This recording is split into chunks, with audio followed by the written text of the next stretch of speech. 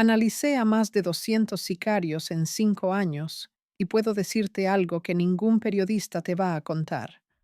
La mitad de ellos lloraba en mi consultorio como niños de 5 años pidiendo a su mamá.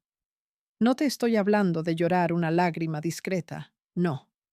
Te hablo de mocos colgando, hipidos que les cortaban la respiración, manos temblando tanto que no podían ni sostener el vaso de agua que les ofrecía.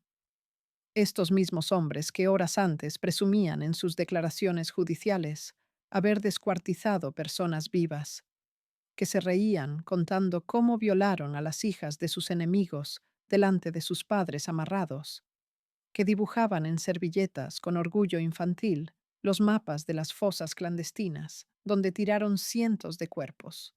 Esos mismos, llorando, y yo ahí sentada tomando notas, fingiendo empatía profesional, mientras por dentro una parte de mí se moría cada día un poco más. Me llamo Gloria Martínez. Tengo 42 años. Soy psicóloga clínica con maestría en criminología y durante media década fui la terapeuta oficial de varios penales de máxima seguridad en Sinaloa y Jalisco, donde encerraban a la élite del narco mexicano. No a los punteros de esquina, no, a los jefes de plaza, a los brazos armados de los grandes capos, a los que movían toneladas y decidían quién vivía y quién amanecía colgado de un puente. Y te voy a confesar algo que me va a costar probablemente la vida si alguien del gobierno o del narco lee esto. Yo no entré a ese trabajo por vocación, entré porque me obligaron, y lo que vi ahí adentro, lo que escuché, los secretos que cargaron sobre mis hombros, convirtieron a la Gloria idealista que soñaba con ayudar a la gente en una mujer vacía que ya no puede dormir sin pastillas y que revisa 3 veces las cerraduras de su casa cada noche. Nací en Guadalajara, en una familia clase media baja, completamente normal. Mi papá era mecánico, mi mamá trabajaba limpiando casas, 3 hermanos, yo la mayor, estudiosa, aplicada, la típica niña que todos los profes ponían de ejemplo. Saqué beca para la universidad, me gradué con honores, hice la maestría endeudándome hasta el cuello, pero orgullosa de mí misma. Mis papás lloraron en mi graduación. Mi mamá me abrazó tan fuerte que casi no podía respirar y me dijo, «Mijita, tú sí le echaste ganas.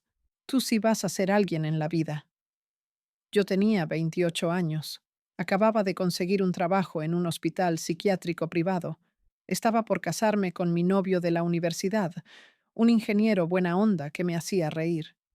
La vida no era perfecta, pero era mía. ¿Entiendes? Era limpia. Yo dormía tranquila. No le debía nada a nadie más que al banco por mis estudios.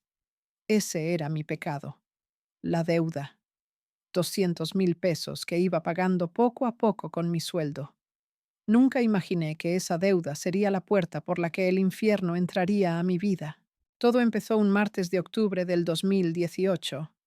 Salí del hospital tipo 7 de la noche, cansada pero contenta porque había tenido una buena sesión con un paciente con depresión severa que finalmente estaba respondiendo al tratamiento.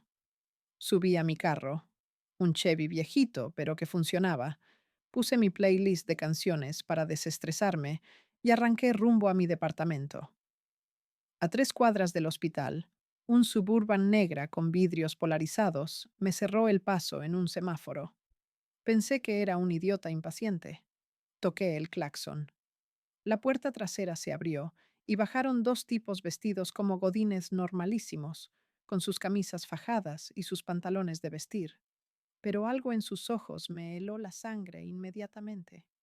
Uno de ellos tocó mi ventana con los nudillos, tranquilo, casi amable. Yo no bajé el vidrio. «Doctora Martínez», dijo él con una sonrisa que no llegaba a sus ojos, «necesitamos que venga con nosotros un momento. Es un asunto urgente».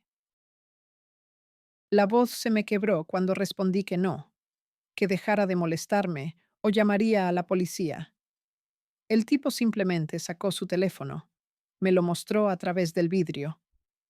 En la pantalla había una foto de mi mamá saliendo de su trabajo, otra foto de mi papá en su taller, otra de mis hermanos, todas tomadas ese mismo día. Doctora, dijo con esa calma terrorífica, no sea mal educada. Solo será una conversación. Nadie tiene que salir lastimado. Abrí la puerta. Mis manos temblaban tanto que casi no pude desabrochar el cinturón de seguridad. Me subieron a la Suburban. Adentro olía a cuero nuevo y a colonia cara. Uno de los tipos se sentó a mi lado, el otro al volante. Nadie me vendó los ojos. Nadie me amenazó directamente. Pero el silencio era más aterrador que cualquier grito. Manejamos como 20 minutos hacia las afueras de la ciudad. Llegamos a una casa de esas colonias privadas, con seguridad y todo. Nada ostentosa, pero evidentemente de gente con dinero. Me bajaron con amabilidad casi ridícula, como si fuera una invitada de honor. Entramos. La sala estaba decorada con un gusto impecable, muebles minimalistas, un cuadro abstracto enorme en la pared. Y ahí, sentado en un sillón de piel fumando un puro, estaba él. No voy a decir su nombre completo porque aunque ya está muerto, sus hijos siguen vivos y muy activos. Le diremos el licenciado. 50 y tantos años, pelo canoso perfectamente peinado, traje gris que parecía costar lo que yo ganaba en 6 meses, anillo de oro con un escudo que después supe era de una universidad privada de Estados Unidos. Parecía CEO de cualquier empresa, no el jefe de una célula del narco que controlaba 3 estados. Doctora Martínez, dijo con una voz suave, educada. Muchas gracias por venir. Sé que esto es irregular, pero necesito hablar con usted sobre un tema delicado. Me senté porque las piernas ya no me sostenían. El licenciado apagó su puro, me ofreció agua, esperó a que dejara de temblar.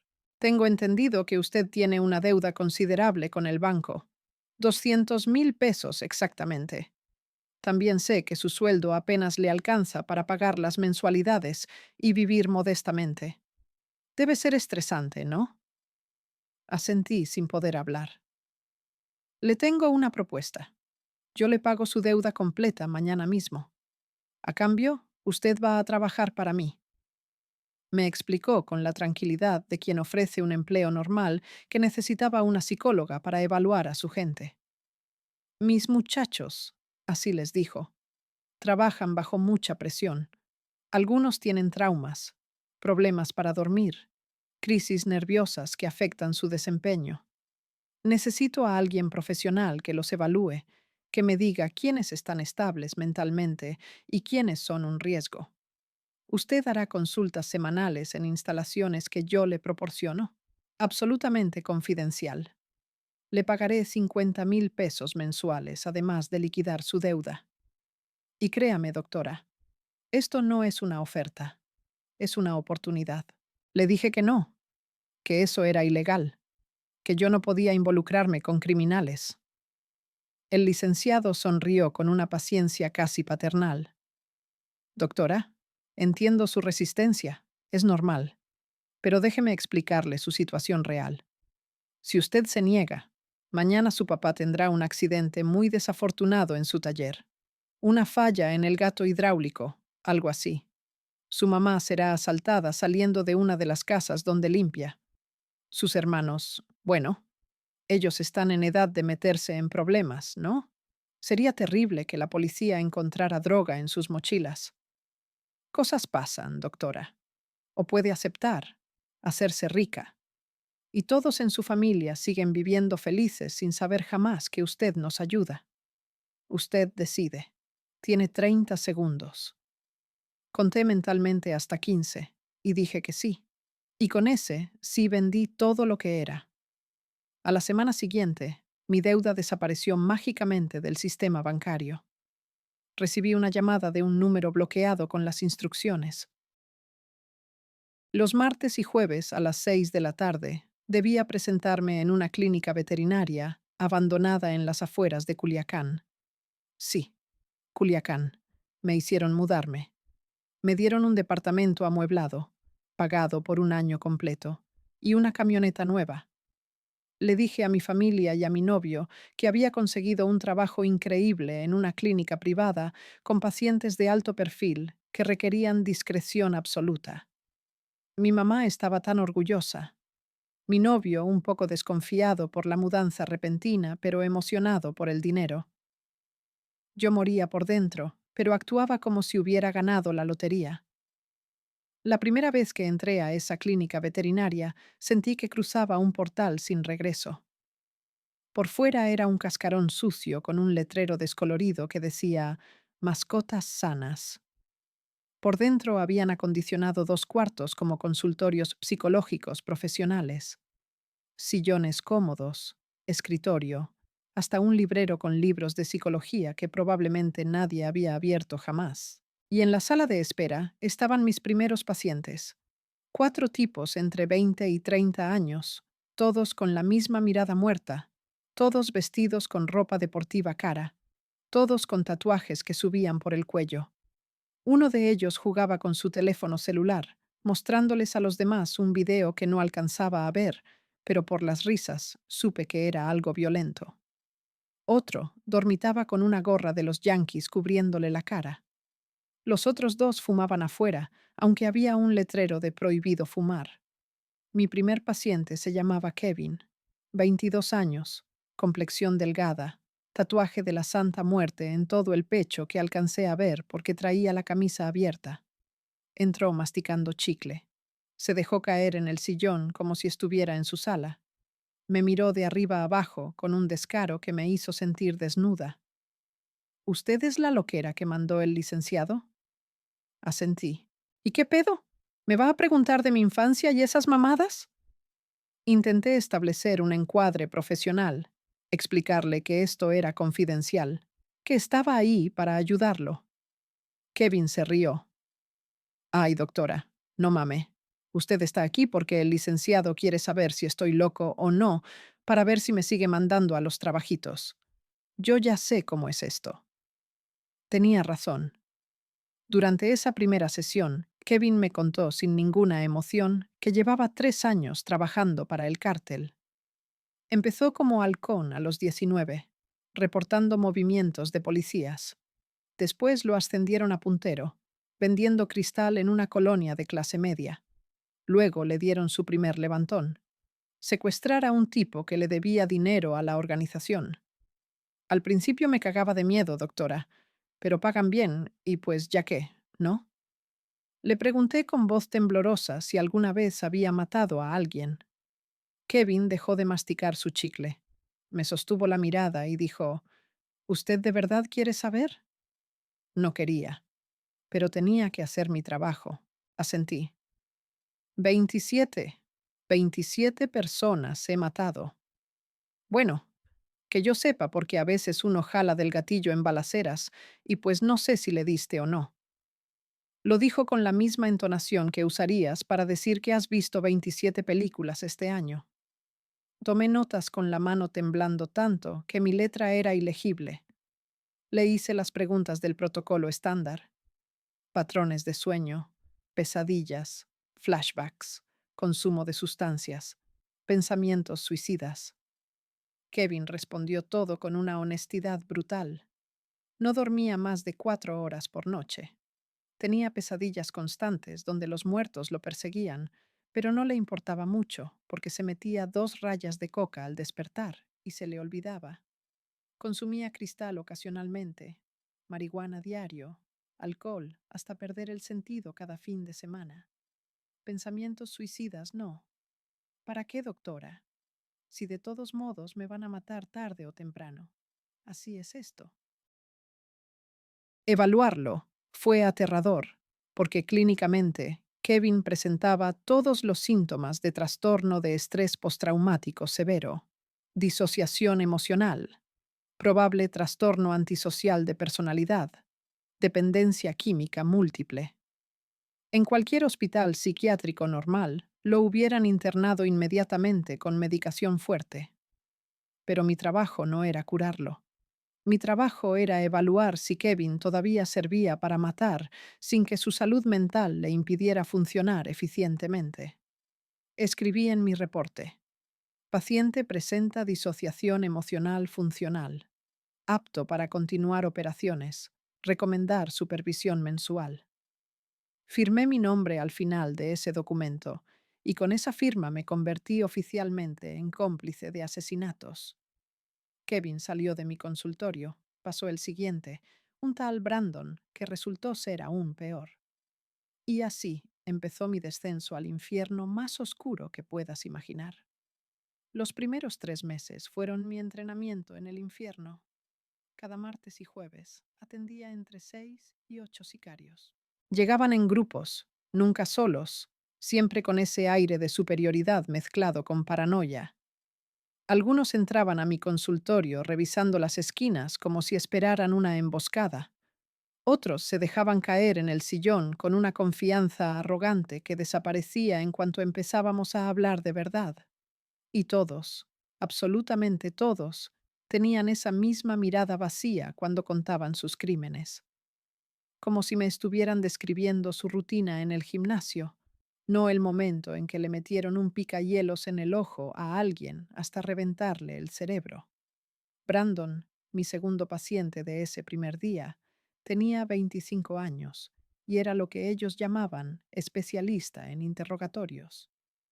Tardé 2 sesiones en entender que eso significaba torturador profesional. Me lo confesó con el mismo tono casual que usarías para decir que trabajas en recursos humanos. Es que yo tengo facilidad para eso, doctora. Desde morro me gustaba ver cómo reaccionaba la gente cuando les hacías algo que doliera. Empecé con animales, perros callejeros y eso.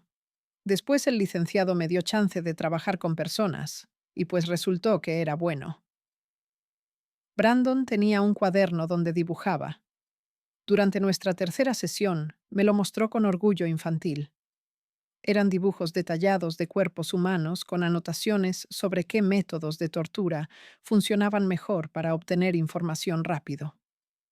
Mire, doctora, aquí aprendí que si le quemas los pies con soplete, la persona habla más rápido que si le cortas dedos, porque el dolor es constante, pero no los desmaya del shock. Los dedos son más para cuando ya hablaron, pero el jefe quiere mandar un mensaje. Me lo explicaba señalando sus dibujos como si fueran diagramas de ingeniería. Yo asentía tomando notas mientras la bilis me subía a la garganta. El problema con Brandon no era que fuera un monstruo sin remordimientos. El problema era que sí tenía remordimientos, pero había aprendido a enterrarlos tan profundo que solo salían en sus pesadillas. Me confesó llorando en nuestra quinta sesión que soñaba todas las noches con un tipo específico al que torturó durante 8 horas seguidas. Era un halcón que había pitado información a los contrarios. El jefe ordenó que lo hiciéramos sufrir para que sirviera de ejemplo. Yo hice mi trabajo, doctora, hice lo que me pidieron, pero ese cabrón tenía como 30 años, la misma edad de mi hermano, y se parecía un chingo a él, los mismos ojos. Y cuando le estaba sacando las uñas con las pinzas me miraba y yo veía a mi hermano. Y ahora todas las noches sueño que le estoy haciendo eso a mi hermano y me despierto gritando y mi vieja se asusta y me pregunta qué tengo y yo no le puedo decir nada. Brandon lloraba con unos sollozos profundos que le sacudían todo el cuerpo. Tenía las manos apretadas contra su cara, sus tatuajes de calaveras y armas temblando con cada espasmo. Y yo ahí sentada sin poder hacer nada más que ofrecerle un pañuelo desechable y preguntarle con voz de terapeuta profesional si había considerado hablar con sus superiores sobre tomar un descanso de ese tipo de trabajos. Brandon levantó la cara llena de mocos y me miró como si yo fuera la más estúpida del mundo. Doctora, aquí no hay descansos. O trabajas o te mueres. No hay retiro ni incapacidad ni nada. Si yo le digo al jefe que ya no quiero torturar gente, me van a torturar a mí para saber si me volteé o si soy cobarde. Así es esto. Escribí en mi reporte de Brandon: Paciente presenta signos de trauma psicológico severo con flashbacks recurrentes. Sin embargo, mantiene funcionalidad operativa. Trastorno de estrés postraumático en desarrollo. Recomendar continuar en funciones actuales con evaluación mensual. Considerar rotación temporal a actividades de menor intensidad emocional si síntomas empeoran. Cuando entregué ese reporte al contacto que recogía mis evaluaciones cada viernes, un tipo al que solo conocía como el ingeniero, me preguntó con curiosidad genuina si yo creía que Brandon necesitaba ayuda psiquiátrica real. Le dije que sí, que idealmente necesitaba internamiento, terapia intensiva, medicación. El ingeniero se rió. Doctora, aquí no estamos para curarlos. Estamos para exprimir todo lo que puedan dar antes de que se quiebren. Cuando ya nos sirvan, los descartamos y traemos sangre nueva. Usted solo díganos quién todavía jala y quién ya está para el basurero. Esa conversación me dejó claro que mi título, mis años de estudio, mi juramento hipocrático de no hacer daño, todo eso no significaba una mierda ahí. Yo no era doctora, era una evaluadora de ganado humano. Mi trabajo era certificar que estas máquinas de matar todavía funcionaban lo suficientemente bien para seguir matando. El dinero empezó a llegar puntual cada quincena. 50,000 pesos que se depositaban en una cuenta que me habían abierto en un banco que yo nunca elegí. Al principio guardaba el dinero sin tocarlo, como si estuviera contaminado, pero las cosas tienen una forma de normalizarse que da terror. Al segundo mes me compré ropa nueva, porque la que tenía ya no combinaba con mi camioneta cara.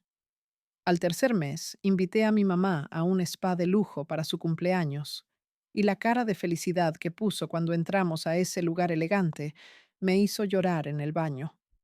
Le mandaba dinero a mi familia diciéndoles que me habían dado bonos por buen desempeño. Mi novio empezó a hacer planes de boda con ese dinero. Compramos anillos caros. Yo sonreía en las fotos, mientras por dentro sabía que esos anillos estaban pagados con la sangre de las 27 personas que Kevin había matado, con los gritos de las víctimas de Brandon, con mi silencio cómplice. Una noche, mi novio me preguntó por qué ya no quería tener sexo como antes. Le dije que estaba cansada del trabajo. Verdad.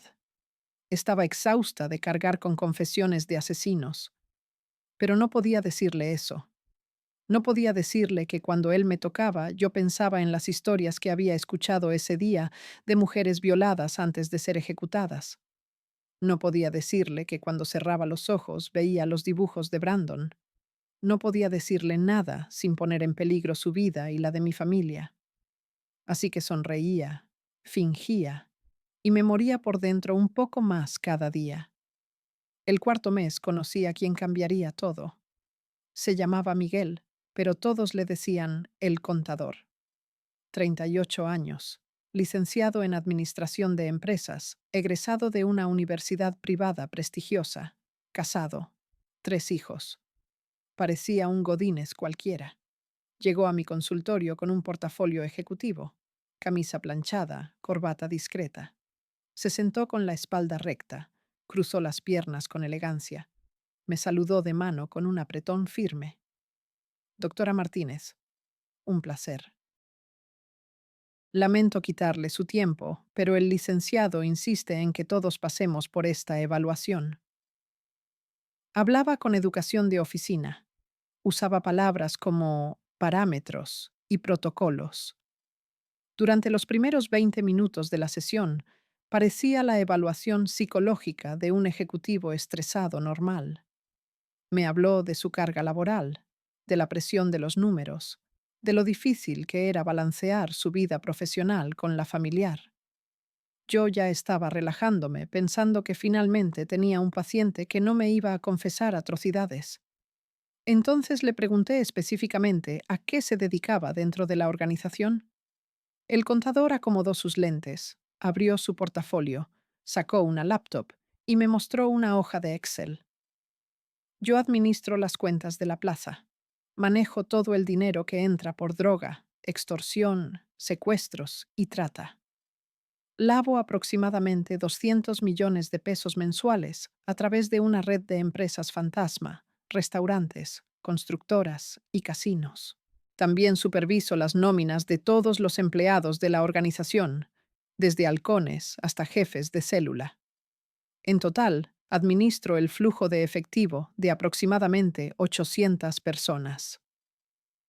Me lo dijo con el mismo tono aburrido que usaría un contador normal hablando de declaraciones de impuestos. Le pregunté cómo había llegado a ese trabajo.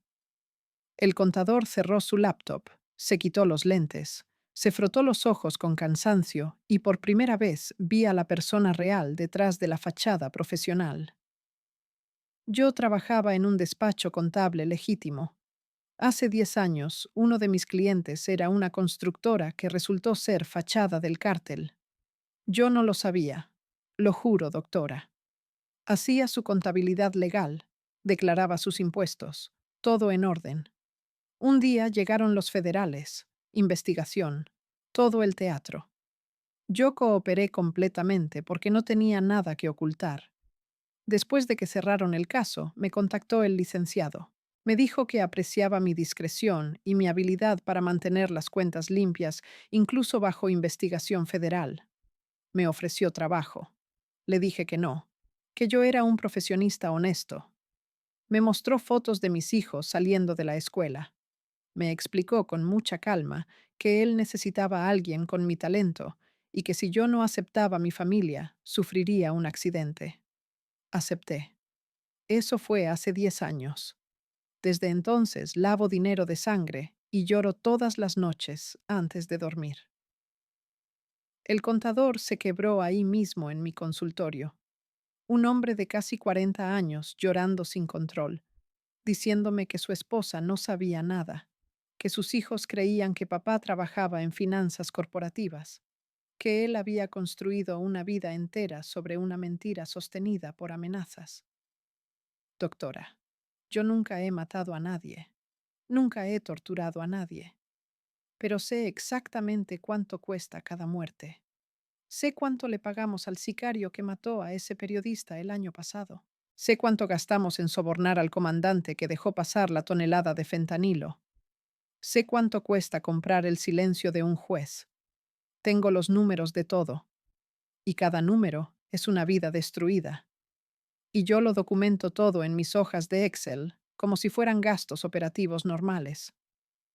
Esa sesión con el contador me rompió algo adentro que no sabía que todavía estaba entero, porque hasta ese momento yo había podido mantener una distancia mental, clasificando a mis pacientes como monstruos. Kevin era un asesino. Brandon era un torturador. Pero el contador era como yo, un profesionista normal que fue forzado a trabajar para criminales bajo amenazas. Él tenía familia como yo, había estudiado una carrera como yo, y ahora estaba atrapado igual que yo en esta pesadilla sin salida. Después de que se fue ese día, me senté en mi consultorio vacío y lloré por primera vez desde que había empezado este trabajo. Lloré por el contador, lloré por mí. Lloré por todos nosotros atrapados en esta maquinaria de muerte, donde el narco no solo recluta criminales voluntarios, sino que secuestra profesionistas y los convierte en piezas de su engranaje. Escribí en mi reporte: paciente presenta depresión crónica severa, con ideación suicida latente. Funcionalmente estable. Apto para continuar en sus responsabilidades. Recomendar evaluación trimestral. Y al entregar ese reporte, supe que acababa de certificar que el contador siguiera lavando dinero de sangre por 3 meses más, porque era útil. Igual que yo, era útil. Igual que todos éramos útiles hasta que dejáramos de serlo. Los siguientes meses se convirtieron en una rutina del horror. Martes y jueves, 6 de la tarde, clínica veterinaria abandonada. Llegaban mis pacientes, y yo documentaba sus crímenes con terminología psicológica profesional. Evalué a un tirador de élite de 29 años, que presumía poder matar a alguien a 800 metros de distancia y que tenía tics nerviosos tan severos que tomaba 5 tipos de medicamento diferente para controlarse. Evalué a una mujer de 23 años que trabajaba reclutando muchachas para prostitución forzada y que me confesó que ella misma había sido reclutada así a los 15 y nunca pudo escapar. Entonces decidió subir de rango. Si no puedes vencerlos, únete a ellos, doctora, me dijo con una risa que sonaba más a llanto. Evalué a un químico de 35 años, con doctorado en química orgánica, que producía fentanilo en laboratorios clandestinos y que calculaba fríamente que su producto había matado probablemente a 5.000 personas en Estados Unidos solo el año pasado. Pero doctora, ellos eligen consumir. Yo solo fabrico lo que el mercado demanda. Es oferta y demanda básica. Lo decía con la lógica de un economista discutiendo commodities, no veneno letal. Cada historia era más oscura que la anterior. Cada confesión añadía otro peso imposible sobre mis hombros. Y yo seguía escribiendo mis reportes, cobrando mis 50.000 pesos quincenales, fingiendo con mi familia que todo estaba perfecto. Mi novio y yo nos casamos en junio del 2019. Una boda hermosa en un jardín elegante con 200 invitados. Vestido de diseñador que costó lo que mi mamá ganaba en un año. Banquete de lujo, música en vivo, barra libre. Mi papá lloró cuando me llevó al altar. Mi mamá no paraba de decir que era el día más feliz de su vida.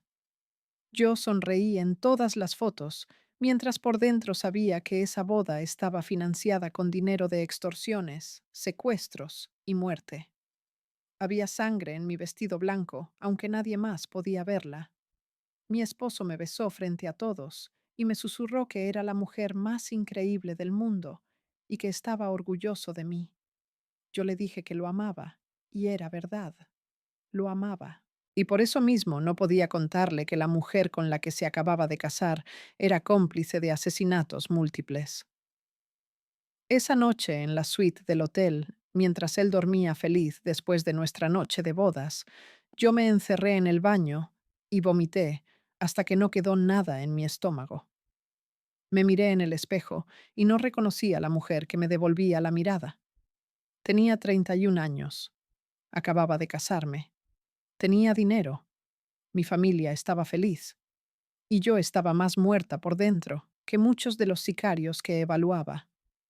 El punto de quiebre empezó 3 meses después de mi boda, septiembre del 2019. El licenciado me mandó llamar a una reunión personal por primera vez desde aquella noche en que me reclutó. Llegué a la misma casa, la misma sala elegante. Pero esta vez no estaba solo. Había otros 3 hombres que no conocía, todos vestidos impecablemente, todos con ese aire de poder que te hace sentir insignificante. El licenciado me presentó. Doctora Martínez, ellos son socios de otras plazas. Les he hablado de su excelente trabajo y quieren contratarla también. Sentí que el piso se abría bajo mis pies. Uno de ellos, un tipo de unos 50 años con acento norteño marcado, habló primero. Doctora, necesito que evalúe a mi gente en Monterrey. Mis muchachos están fallando mucho últimamente. Necesito saber quién está loco y quién nomás es pendejo. Otro, más joven, cabello engominado y cadena de oro gruesa. Yo la necesito en Michoacán 2 veces al mes. Tengo un chingo de gente nueva, y antes de ponerlos en la nómina fija, quiero que me confirme que no son ratas infiltradas o locos que nos van a cagar. El tercero, el más callado, solo dijo, Tijuana, un fin de semana al mes. Le pagamos aparte. Le dije al licenciado que eso era imposible, que yo ya tenía mi carga de pacientes completa, que no podía atender más. Él sonrió con esa paciencia terrible que ya conocía. Doctora, no es una petición. Su reputación ha crecido. Usted es la mejor psicóloga criminal del país, aunque nadie lo sepa oficialmente. Estos caballeros están dispuestos a pagarle muy bien. 100.000 pesos por cada fin de semana de evaluaciones fuera de Culiacán. Más viáticos, más protección. Usted va a viajar, va a conocer todo el país, va a hacerse rica y va a seguir manteniendo a su familia feliz y segura. El tipo de Monterrey añadió: Doctora, yo sé que esto le puede parecer mucho, pero piénselo como expandir su consultorio. Usted es una profesionista exitosa. Esto es crecimiento de negocio. Me hablaban como si esto fuera una franquicia de cafeterías, no una red criminal que operaba en medio país. Les dije que necesitaba pensarlo. El licenciado dejó de sonreír. Doctora, usted ya pensó hace más de un año cuando aceptó trabajar para mí. No hay nada que pensar ahora. Empieza el próximo fin de semana en Monterrey. Le van a mandar los detalles. Y Gloria usó mi nombre por primera vez. No cometa el error de creer que puede negarse. Su esposo es ingeniero, ¿verdad? Trabaja en esa constructora grande. Sería terrible que tuviera un accidente en una obra. Acepté. Otra vez. Siempre aceptaba porque la alternativa era la muerte de alguien que amaba. Mi primer viaje a Monterrey fue en un vuelo privado. No comercial, privado. Una avioneta Cessna que despegó de un hangar en las afueras de Culiacán un viernes por la mañana. Le dije a mi esposo que era un congreso de psicología clínica, que volvería el domingo por la noche. Él me besó, me deseó suerte, me dijo que aprovechara para descansar un poco porque me veía cansada últimamente. Yo subí a esa avioneta cargando mi maleta y mi culpa. El piloto no me dirigió la palabra en todo el vuelo. Aterrizamos en un aeródromo pequeño, donde me esperaba una camioneta blindada con 2 escoltas. Me llevaron a un rancho enorme a las afueras de la ciudad, de esos con portones eléctricos y cámaras por todos lados. Ahí me instalaron en una cabaña de invitados que era más lujosa que mi departamento en Culiacán.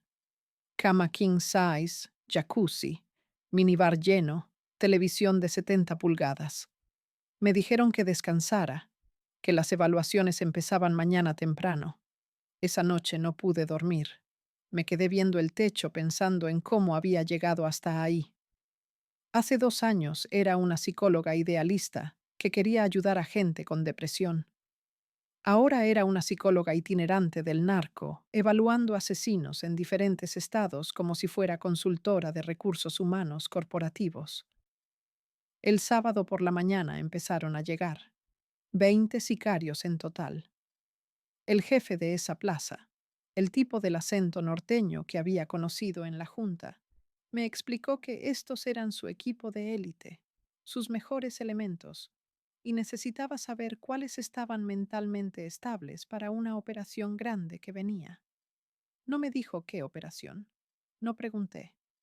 Ya había aprendido que mientras menos supiera específicamente era mejor.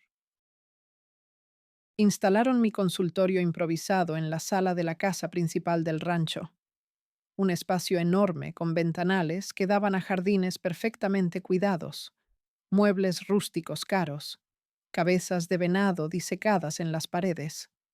Y ahí, en ese escenario de película de narcos, hice 20 evaluaciones psicológicas en un día y medio. Fueron sesiones más cortas que las de Culiacán, 45 minutos cada una en lugar de hora completa. Pero la intensidad era la misma. El primero se llamaba Rodrigo, 42 años, veterano de la organización con 20 años de experiencia. Me contó sin emoción que había participado en más de 100 ejecuciones y que había perdido la cuenta de cuántas había hecho él personalmente. Doctora, cuando llevas tanto tiempo en esto, ya no sientes nada. Es como trabajar en una fábrica. Llegas, haces tu jale, te vas a tu casa, cenas con tu familia, duermes. Así de simple. Rodrigo tenía esposa, 4 hijos, nietos. Los fines de semana que no trabajaba iba a misa con su familia. Su hija menor estudiaba medicina. Ella quiere ser doctora como usted. Está bien orgullosa de su carrera. Yo la apoyo en todo, aunque ella no sabe realmente en qué trabajo yo. Después de Rodrigo vino Checo, 26 años, especialista en desapariciones. Su trabajo específico era deshacerse de los cuerpos después de las ejecuciones. Hay varias formas, doctora. Puedes quemarlos, pero eso tarda y hace mucho humo. Puedes tirarlos en tambos con ácido, pero eso es caro y complicado. Puedes enterrarlos en el desierto, pero siempre existe el riesgo de que los encuentren. Mi método favorito es descuartizar, meter las partes en bolsas con piedras y tirarlas en presas diferentes. Así es casi imposible que armen el rompecabezas. Me lo explicaba con el entusiasmo de alguien compartiendo su expertise profesional. Checo me confesó que al principio vomitaba cada vez que tenía que descuartizar un cuerpo, pero después de los primeros 10 se acostumbró. Es como cortar carne en una carnicería, doctora. Si no piensas en que fue una persona, es solo carne y hueso. Yo me pongo música, normalmente corridos, y trabajo. A veces hasta silbo. Tenía novia. Planeaban casarse el próximo año. Ella trabajaba en un banco y no sabía nada. Yo le digo que trabajo en construcción. Me mancho de lodo y grasa para que sea creíble. Ella me dice que me bañe porque llego muy sucio. No sabe que es sangre lo que lavo. El más perturbador de ese fin de semana fue un muchacho de apenas 19 años que todos llamaban el niño. Cara de bebé, complexión delgada, voz que todavía no terminaba de cambiar completamente. Entró tímido, casi asustado. Se sentó en la orilla del sillón como estudiante nervioso en la oficina del director. Le pregunté cuánto tiempo llevaba en la organización. 3 años, doctora. ¿Desde los 16? Su historia era la típica de tantos. Familia pobre en colonia marginada, papá alcohólico y violento, mamá limpiando casas para mantener a 5 hijos. El niño abandonó la escuela en secundaria porque necesitaban dinero. Un primo mayor lo reclutó como halcón, ofreciéndole 3,000 pesos semanales solo por estar parado en una esquina, reportando movimientos de autoridades. Era dinero fácil, doctora. Yo nada más me paraba ahí con mi celular, jugaba videojuegos, y cada vez que veía patrullas o gente sospechosa mandaba mensaje al grupo de WhatsApp. Me pagaban cada viernes en efectivo. Con eso ayudaba a mi mamá y me compraba tenis chidos. Después lo ascendieron a puntero vendiendo droga, luego a cobrador de extorsiones, y finalmente le dieron su primera arma y su primer trabajo de ejecución cuando tenía 17 años. Mi primer muerto fue un viejito que tenía una tienda de abarrotes y no quiso pagar la cuota. El jefe me mandó con otros 2 para darle un susto, romperle la tienda, madrearlo un poco. Pero el señor sacó una pistola y le disparó a uno de nosotros en la pierna. Yo reaccioné por instinto, doctora. Saqué mi cohete y le disparé. Le di 3 veces en el pecho. Se cayó y yo seguí disparándole hasta que se me acabaron las balas. Fueron como 10 tiros en total, aunque ya estaba muerto desde el tercero. Los otros muchachos me tuvieron que jalar porque yo seguía apretando el gatillo con el cargador vacío. No podía parar de temblar. Vomité ahí mismo. Lloré. Pensé que me iban a regañar o castigar por cagarla. Pero cuando regresamos, el jefe me felicitó. Me dijo que había demostrado huevos, que tenía madera para esto, que me iba a subir el sueldo. El niño me contó esto con lágrimas corriéndole por las mejillas. A los 19 años ya había matado a 12 personas y cada noche soñaba con el viejito de la tienda de abarrotes. Lo veo en mis sueños, doctora. Siempre está parado frente a mí con los agujeros de bala en el pecho y me pregunta por qué lo maté. Y yo no sé qué contestarle, porque ni yo sé por qué lo seguí matando cuando ya estaba muerto. Evalué a el niño y determiné que tenía trastorno de estrés postraumático severo, depresión mayor, probable consumo de sustancias para automedicación y alto riesgo de colapso mental. Recomendé rotarlo a actividades menos violentas. El jefe de la plaza leyó mi reporte y me dijo: «Doctora, este morro es de mis mejores. Mata sin pensar, obedece órdenes, no hace preguntas. No lo voy a desperdiciar porque tenga pesadillas. Si se quiebra, lo reemplazo». Hay 1000 morros como él esperando la oportunidad. Esa respuesta me dejó helada. Me hizo entender finalmente y completamente que mis evaluaciones no servían para ayudar a nadie. Servían para exprimir a estas personas hasta que se rompieran y luego desecharlas. Yo era parte de un sistema de explotación humana industrializada. Certificaba que estos esclavos modernos todavía podían trabajar antes de matarlos de tanto usarlos. Esa noche en la cabaña de invitados bebí media botella de whisky del minibar intentando borrar las confesiones del día. No funcionó. Nunca funcionaba. Los domingos volaba de regreso a Culiacán con 100,000 pesos más en mi cuenta bancaria y un peso más imposible en mi conciencia. Le mentía a mi esposo sobre el congreso maravilloso, las ponencias inspiradoras, los contactos profesionales que había hecho. Él me escuchaba emocionado mientras comíamos la cena que había preparado para celebrar mi regreso.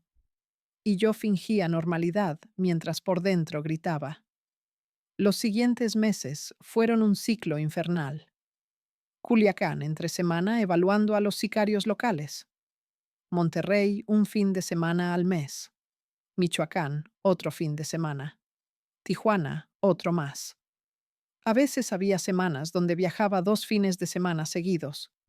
Mi esposo empezó a quejarse de que ya nunca estaba, de que nuestro matrimonio se estaba cayendo, de que parecía que yo tenía una aventura o algo porque siempre estaba distraída, ausente, fría. Le mentía diciéndole que era el estrés del trabajo, que estos congresos y consultorías eran temporales, que pronto todo volvería a la normalidad. Pero yo sabía que nunca volvería a la normalidad. La normalidad murió aquella noche de octubre del 2018 cuando subí a la Suburban Negra. En cada plaza conocía historias más oscuras. En Michoacán, evalué a sicarios que se especializaban en colgar cuerpos desmembrados en puentes como mensajes para carteles rivales. Me describieron con detalles técnicos cómo elegían qué partes del cuerpo cortar primero para maximizar el impacto visual. La cabeza siempre va al centro, doctora, y los brazos y piernas alrededor formando una corona. Es como arte macabro. El tipo que me explicaba esto tenía 28 años y tatuajes de vírgenes y santos cubriendo todo su cuerpo. Me dijo que rezaba antes de cada trabajo, pidiendo perdón por anticipado. En Tijuana conocí a una mujer de 35 años que administraba una red de casas de seguridad donde mantenían secuestrados a migrantes centroamericanos, esperando que sus familias pagaran rescate. Tenemos como 20 casas, doctora. En cada una caben hasta 30 personas. Las condiciones son malas, no voy a mentirle. Están encadenados, les damos de comer una vez al día, los baños son cubetas. Pero si pagan rápido, los soltamos y todos felices. El problema es cuando no pagan. Ahí es cuando mi trabajo se complica porque tengo que elegir a quién ejecutar para mandar videos a las familias y presionarlas. Normalmente empiezo con los hombres jóvenes porque sus familias pagan más rápido por miedo. Las mujeres y niños los dejo al final porque generan más lástima en los videos. Esta mujer me contaba su metodología de selección de víctimas para ejecución como si estuviera explicando un proceso de inventario logístico. Tenía 2 hijas en la adolescencia que asistían a un colegio particular y deseaban estudiar para cuidar animales. Yo hago todo por ellas, doctora, para que tengan un futuro mejor que el mío, para que estudien, para que nunca tengan que involucrarse en estos asuntos. Le planteé si no percibía una contradicción en generar tanto sufrimiento a núcleos familiares para que sus hijas accedieran a una buena formación. Me observó con una mirada que cuestionaba mi entendimiento. Doctora, así funciona la realidad. Alguien tiene que encargarse de las tareas más complejas para que otros puedan vivir con comodidad. Así ha sido siempre. Así continuará siendo. Los recursos económicos se incrementaban. Hacia mediados del año 2020, mis ingresos mensuales alcanzaban sin dificultad una suma considerable. Adquirí una vivienda para mis padres en un vecindario tranquilo de nivel socioeconómico medio. Les renové el automóvil. Cubrí procedimientos quirúrgicos y atenciones de salud que requerían. Mis hermanos lograron completar sus estudios superiores sin necesidad de emplearse, gracias al apoyo económico que yo les proporcionaba. Mi pareja y yo cambiamos nuestra residencia a un apartamento de mayores dimensiones en un área de viviendas exclusivas. Compramos muebles caros, viajamos a playas de lujo, comíamos en restaurantes elegantes. Por fuera, éramos una pareja exitosa de profesionistas jóvenes, viviendo el sueño mexicano de clase media alta. Por dentro, yo estaba completamente rota. Dejé de dormir más de 3 horas por noche. Las pesadillas eran constantes. Soñaba con todas las víctimas de todas las historias que me habían contado. Veía las caras de los torturados. Escuchaba los gritos de las mujeres violadas. Sentía en mi piel el terror de los migrantes secuestrados.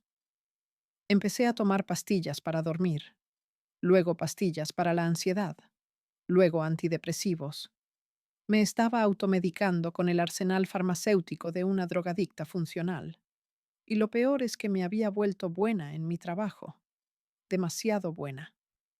Desarrollé un sistema de evaluación ultra eficiente. Podía determinar en 30 minutos si un sicario estaba mentalmente apto o no. Identificaba psicópatas, sociópatas, personas con trastornos de personalidad, adictos funcionales, todo con precisión quirúrgica. Los jefes de plaza me adoraban porque mis evaluaciones les ahorraban dinero y problemas. Si yo certificaba a alguien, ese alguien casi nunca fallaba en operaciones. Si yo recomendaba descartar a alguien, normalmente era porque esa persona estaba a punto de quebrarse o traicionar. Me gané una reputación legendaria en el bajo mundo del narco, aunque obviamente nadie conocía mi nombre real ni mi cara públicamente. Me referían como la doctora o la psicóloga del licenciado. Empezaron a llegarme solicitudes de evaluación de otras organizaciones criminales, no solo narcos, también secuestradores independientes, tratantes de personas, redes de robo de autos, pandillas urbanas que querían profesionalizarse. Todos querían que yo evaluara a su gente. El licenciado negoció mis servicios como si yo fuera una consultora de élite. Mis tarifas subieron. Empecé a cobrar 150,000 pesos por fin de semana de evaluaciones. 200,000 si tenía que viajar fuera del país, porque sí. También empezaron a contratarme organizaciones en Centroamérica y Colombia. Mi primer viaje internacional fue a Guatemala en marzo del 2021. Un cártel local que movía cocaína hacia México necesitaba evaluar a 30 sicarios antes de una guerra territorial con un grupo rival. Me pagaron $500,000 por un fin de semana. Volé en jet privado. Me hospedaron en un resort de 5 estrellas con vista al lago Atitlán. Me trataron como dignataria extranjera. Y durante 2 días evalué a 30 asesinos guatemaltecos cuyas historias eran tan brutales que las mexicanas parecían suaves en comparación. Uno de ellos, un tipo de 40 años con cara de abuelo bonachón, me confesó que su especialidad era matar familias enteras, incluyendo niños, porque, doctora, si dejas testigos, aunque sean bebés, esos bebés crecen y te buscan para vengarse. Es mejor limpiar completo. Me lo dijo mientras comía un sándwich de jamón que le había traído su escolta, masticando tranquilamente, como si estuviéramos hablando de jardinería. Otro, más joven, me describió cómo su grupo había masacrado una aldea completa de 40 personas, porque el líder comunitario se había negado a dejarlos usar sus tierras para sembrar amapola. Doctora, nosotros no queríamos, pero el jefe dio la orden y uno obedece. Matamos a todos, viejos, mujeres, niños, hasta los perros. Quemamos todas las casas. Ahora ahí no vive nadie. Es puro monte otra vez. A veces cuando paso por ahí siento feo, como que los muertos me están mirando. Regresé de Guatemala con $500,000 y la certeza absoluta de que me iba al infierno. No había redención posible para mí. Había cruzado tantas líneas, había sido cómplice de tantas atrocidades, que ya no había regreso. Mi esposo me recibió emocionado con la noticia de que estaba embarazada. 4 semanas. Íbamos a ser papás. Él lloraba de felicidad abrazándome, haciendo planes sobre cuartos de bebés y nombres y colegios. Y yo ahí parada en la puerta de mi departamento de lujo, pagado con sangre, sintiéndome como el ser humano más miserable del planeta. ¿Cómo iba a ser mamá? ¿Cómo iba a traer una vida inocente a este mundo cuando yo estaba hundida en tanta mierda? ¿Qué le iba a decir a mi hijo cuando creciera y me preguntara en qué trabajaba mamá? ¿Cómo iba a mirarlo a los ojos sabiendo que su ropa, sus juguetes, su educación, todo estaría pagado con dinero de asesinatos, violaciones, torturas, secuestros? Esa noche, mientras mi esposo dormía feliz soñando con ser papá, yo me encerré en el baño y consideré seriamente suicidarme. Tenía pastillas suficientes. Podía tomarlas todas, dormirme para siempre, escapar finalmente de esta pesadilla. Pero era cobarde, demasiado cobarde para matarme, demasiado cobarde para confesar, demasiado cobarde para huir. Solo lo suficientemente cobarde para seguir viviendo esta mentira día tras día. El embarazo me obligó a reducir mis viajes. Le dije al licenciado que necesitaba quedarme en Culiacán por mi salud. Él estuvo sorprendentemente comprensivo. Doctora, felicidades. La familia es lo más importante. Descanse, cuídese, tenga a su bebé tranquila. Seguirá trabajando aquí local, no más. Cuando se sienta lista, retomamos los viajes. Esos 9 meses fueron los más extraños de mi vida. Por un lado, estaba emocionada genuinamente por ser mamá. Sentía a mi bebé moverse dentro de mí y por momentos lograba olvidar todo el horror y solo sentir amor puro. Mi esposo era el mejor, súper atento, cuidándome, llevándome a todas las citas médicas, preparando todo para la llegada del bebé. Mi familia estaba felicísima. Mi mamá ya estaba tejiendo cobijas y comprando ropa de bebé. Por otro lado, seguía evaluando sicarios 2 veces por semana, embarazada de 6 meses, escuchando confesiones de descuartizamientos. Embarazada de 8 meses, certificando que un asesino todavía servía para seguir asesinando. La disonancia cognitiva era insoportable. Sentía que estaba viviendo 2 vidas completamente separadas y contradictorias en el mismo cuerpo. Mi hija nació en diciembre del 2021. Parto natural, sin complicaciones. Pesó 3 kilos 200 gramos. Tenía los ojos de mi esposo y mi nariz. Era perfecta. Cuando me la pusieron en el pecho y la vi por primera vez, algo dentro de mí se rompió definitivamente. Lloré incontrolablemente. Mi esposo pensó que era emoción de mamá primeriza. Los doctores pensaron que eran hormonas posparto. Nadie sabía que yo lloraba porque acababa de traer una vida inocente a este mundo podrido y ya la había condenado a vivir con los secretos de su mamá. Le puse Sofía, Sofía Martínez. Mi esposo quería que llevara su apellido también, pero yo insistí en que solo el mío. No sé por qué. Quizás alguna parte retorcida de mí pensaba que así la protegía de mi karma, como si el apellido fuera un escudo mágico contra las consecuencias de mis actos. Los primeros meses con Sofía fueron un sueño y una pesadilla simultáneos. Ser mamá era hermoso. Amamantarla, cambiarle pañales, verla dormir, escuchar sus ruiditos de bebé. Por esas horas lograba sentirme humana otra vez. Pero luego llegaban los martes y jueves.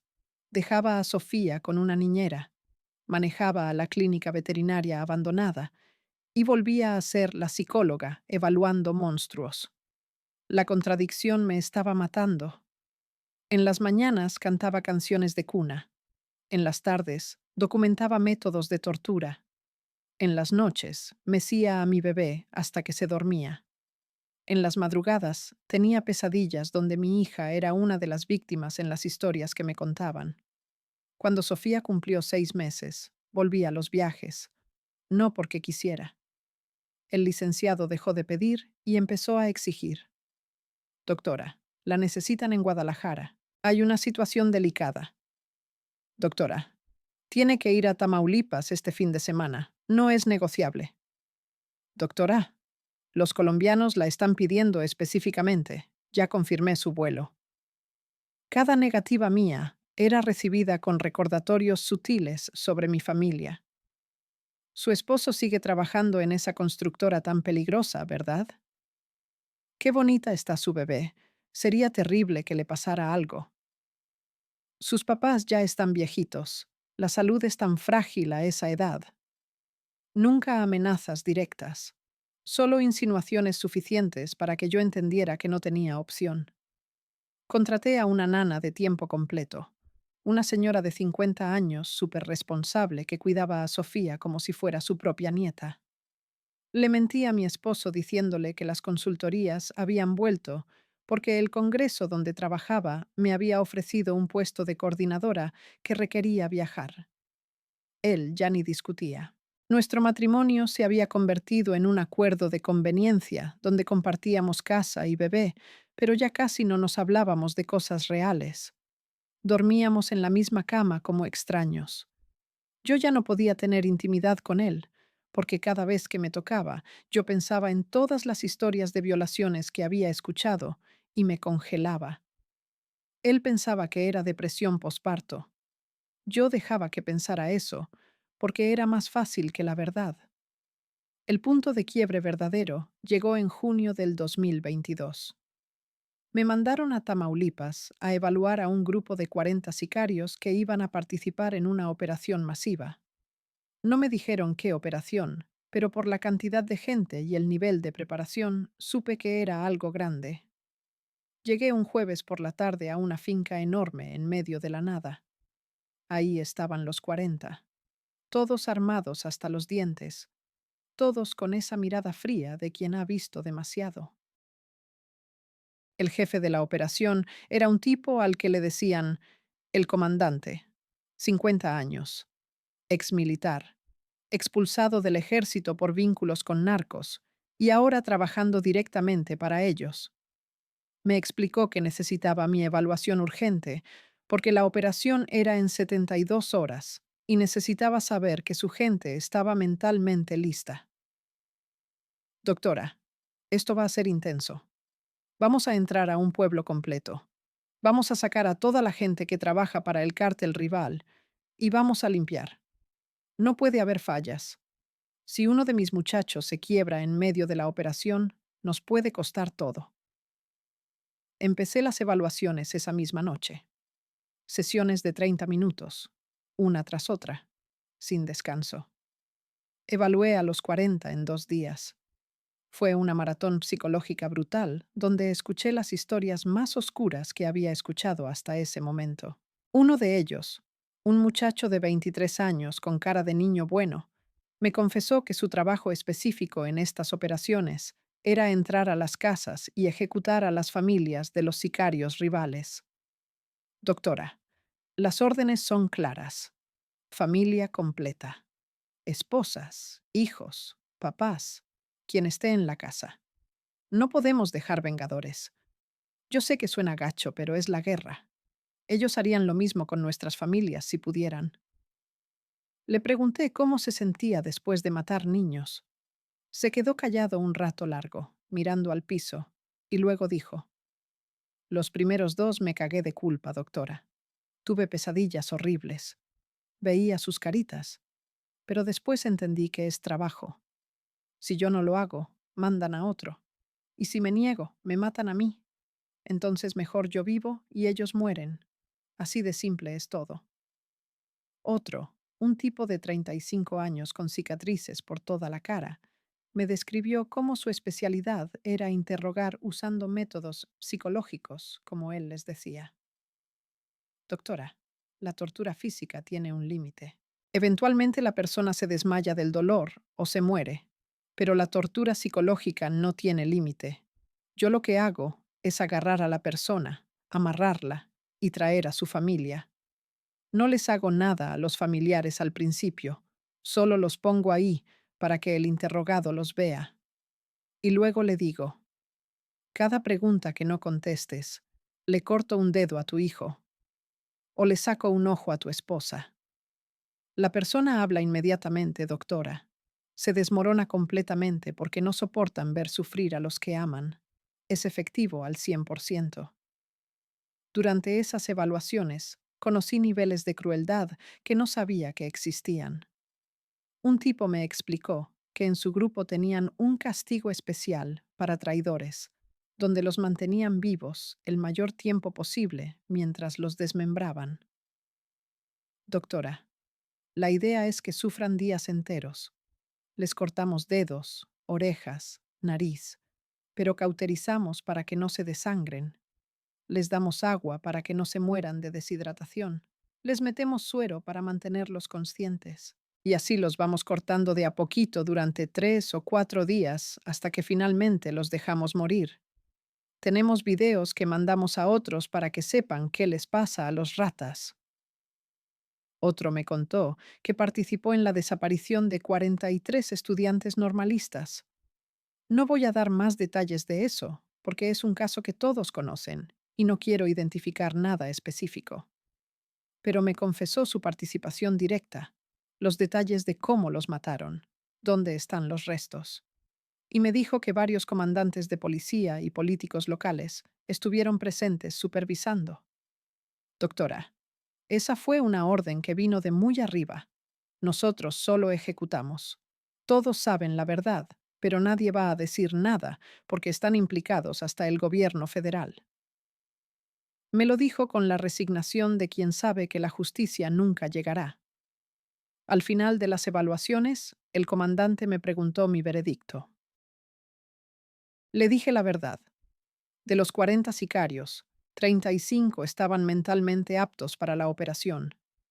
5 presentaban signos de colapso inminente y era peligroso incluirlos. El comandante leyó mi reporte, asintió y dijo, «Gracias, doctora. Su trabajo es impecable como siempre». A la mañana siguiente, antes de que yo tomara mi vuelo de regreso, escuché disparos a lo lejos. Uno de los escoltas me explicó casualmente que estaban limpiando a los 5 que yo había marcado como no aptos. Los ejecutaron. 5 personas murieron porque yo puse en un papel que ya no servían. No importaba que mi recomendación fuera pensando en su salud mental. No importaba que yo creyera que los iban a rotar a otras actividades menos intensas. Los mataron. Y fue mi evaluación la que firmó su sentencia de muerte. Vomité ahí mismo. Me temblaban las manos tan fuerte que no podía ni sostener mi maleta. El escolta me ayudó amablemente a subir a la camioneta que me llevaría al aeródromo. Me ofreció agua. Me dijo que me veía pálida y que debería descansar. Yo no podía hablar.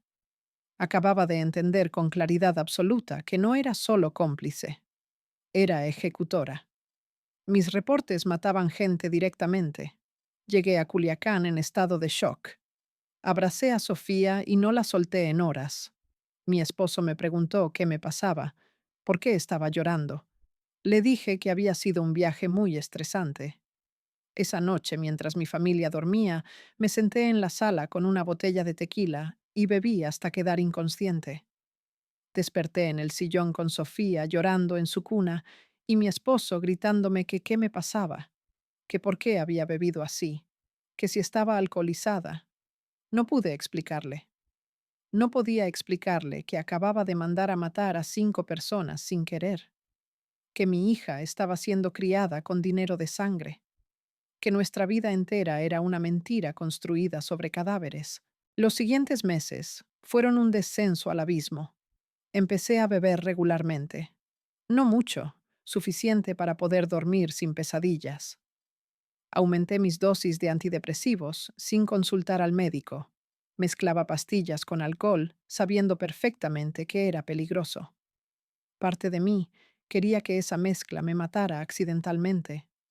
Otra parte de mí, la parte cobarde que seguía dominando, tenía miedo de morir. Mi relación con mi esposo se desintegró completamente. Él empezó a sospechar que yo tenía una aventura porque desaparecía fines de semana enteros, volvía distante, evitaba intimidad. Me acusó directamente una noche. Gloria, si hay alguien más, dímelo. Merezco saberlo. Sofía merece tener papás que se respeten. Le juré que no había nadie más.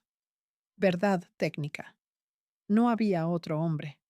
Solo había cientos de sicarios confesándome crímenes. En octubre del 2022 todo colapsó.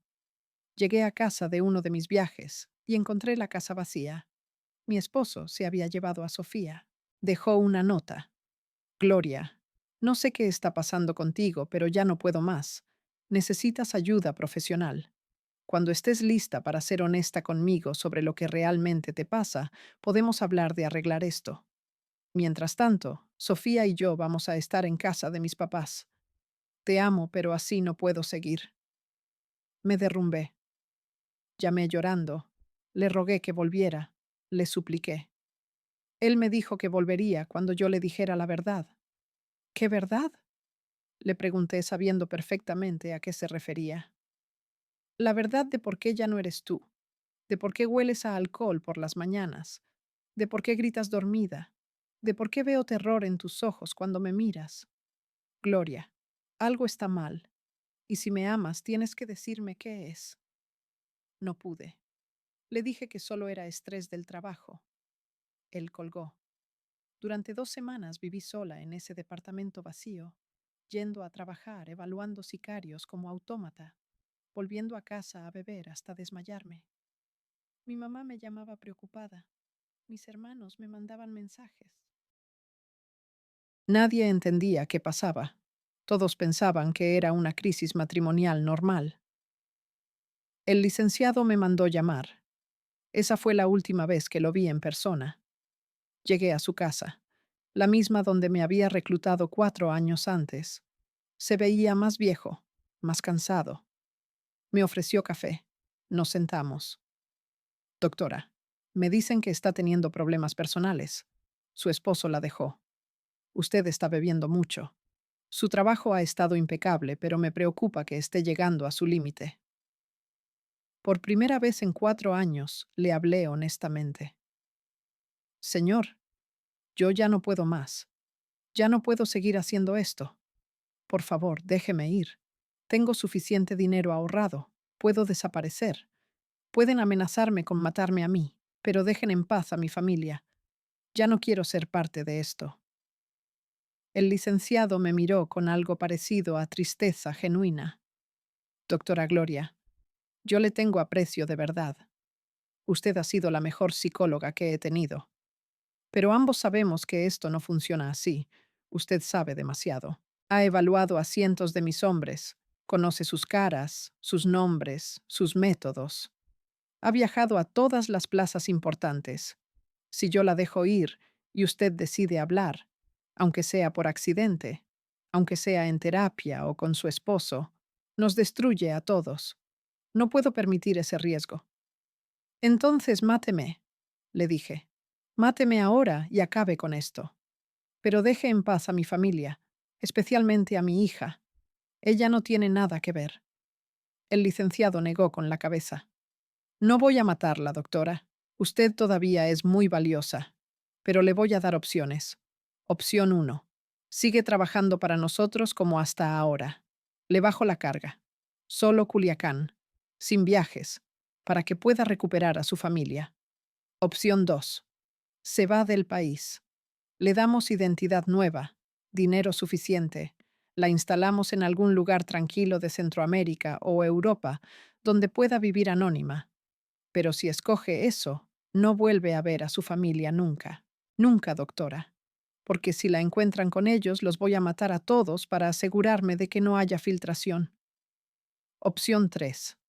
Se queda, pero ya no como psicóloga. La ponemos en otro departamento, administración tal vez, algo que no requiera contacto con la gente operativa. Paga es menor, pero es más seguro para su salud mental. Usted decide. Tiene una semana. Me fui de esa reunión sabiendo que no había salida real. Las tres opciones eran distintas formas de seguir atrapada. Era elegir qué tipo de prisión quería. Durante esa semana no dormí. Pensé en huir al extranjero, pero la idea de nunca volver a ver a Sofía me partía el alma. Pensé en seguir trabajando, pero sabía que un día más en ese infierno y terminaría suicidándome o volviéndome completamente loca. Pensé en ir a las autoridades, confesar todo, entregarme como testigo protegido. Pero confiar en las autoridades cuando medio gobierno estaba comprado, arriesgar la vida de toda mi familia por una posibilidad mínima de justicia. Al final tomé la decisión más cobarde de todas. Le dije al licenciado que aceptaba la opción 3, cambiarme a administración. Me pusieron a cargo de coordinar las evaluaciones psicológicas con otros profesionistas que empezaron a reclutar. Mi trabajo ahora era entrenar a nuevas psicólogas y psicólogos que cayeran en la misma trampa donde yo había caído. Reclutar más víctimas para el sistema. Me convertí en la reclutadora de mis propios reemplazos.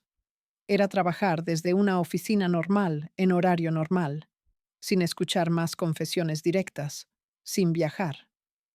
Podía fingir ante mi familia que había dejado las consultorías y vuelto a un trabajo de oficina estable.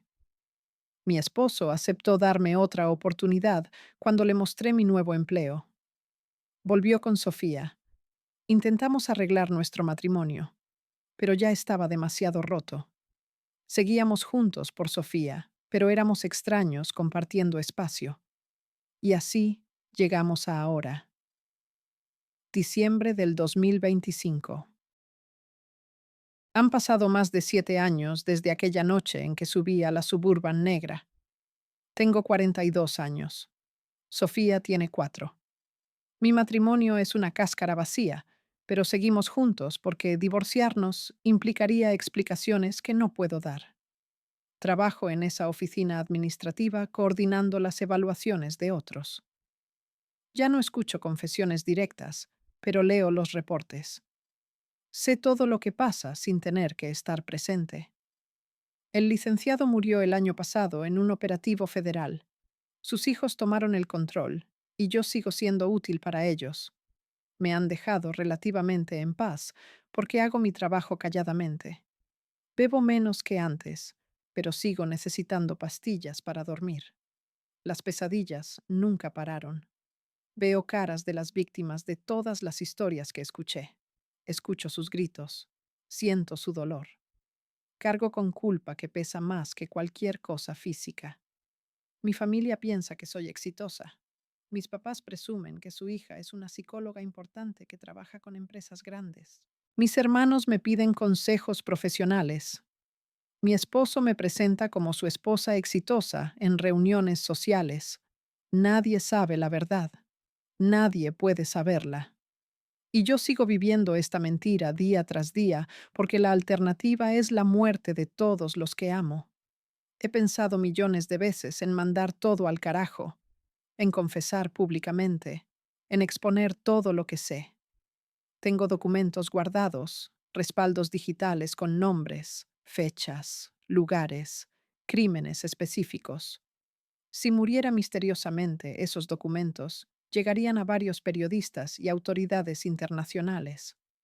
Es mi seguro de vida.